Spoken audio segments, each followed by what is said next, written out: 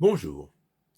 Il y a une huitaine de jours, une femme est décédée, brûlée vive, ce qui est atroce, dans sa voiture électrique après avoir percuté un arbre. Je ne suis pas, loin s'en faut, un spécialiste des voitures électriques. D'après ce que j'ai pu comprendre après recherche, lorsqu'un choc violent a lieu, une batterie peut déclencher un incendie et cet incendie est particulièrement difficile à maîtriser. La voiture électrique s'étant développée d'abord aux États-Unis avant de venir chez nous, en France, nous découvrons cette problématique. Aux États-Unis, c'est un fait que les gens ont maintenant intégré. Un incendie sur une voiture électrique est très difficilement maîtrisable. Il ne s'agit pas, bien sûr, de condamner la voiture électrique sur ce seul fait. Il y a des gens qui sont morts, brûlés vifs, dans une voiture à moteur thermique. Chaque nouveauté, et la voiture électrique, c'est une nouveauté, chaque nouveauté apporte son lot de difficultés, de problématiques nouvelles. Je me souviens, il y a de ça 40 ans, oui, 40 ans, plus peut-être même 50, lorsque la ceinture de sécurité a été rendue obligatoire en France, certaines personnes protestaient en disant la ceinture de sécurité c'est dangereux. Parce que si j'ai un accident et que ma voiture prend feu, avec ma ceinture de sécurité, je risque d'être bloqué dans l'habitacle et de mourir. Alors que sans ceinture de sécurité, je peux être sous l'effet du choc, éjecté par le pare-brise et m'en tirer.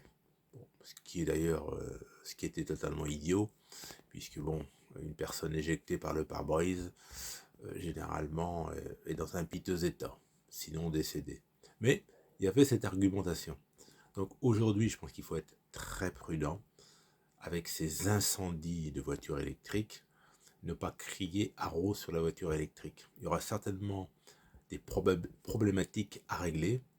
Peut-être faudra-t-il mettre en place sur les voitures électriques des dispositifs anti-incendie spécifiques qui n'existent pas sur les voitures à moteur thermique. Sans doute faudra-t-il doter les pompiers de moyens spécifiques pour éteindre un incendie électrique. C'est sûr que ça pose problème, ça pose aussi questionnement. Bon, je pense que quelqu'un qui achète un véhicule électrique peut se dire, bah oui, mais bon, si j'ai un accident, qu'est-ce qui va se passer? Un incendie, on va pas pouvoir le maîtriser, que faire? Je pense qu'il y a là toute une réflexion.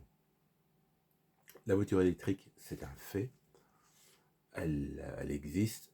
Est-ce qu'elle va remplacer complètement la voiture à moteur thermique? Bon, je sais bien que l'Union européenne a signé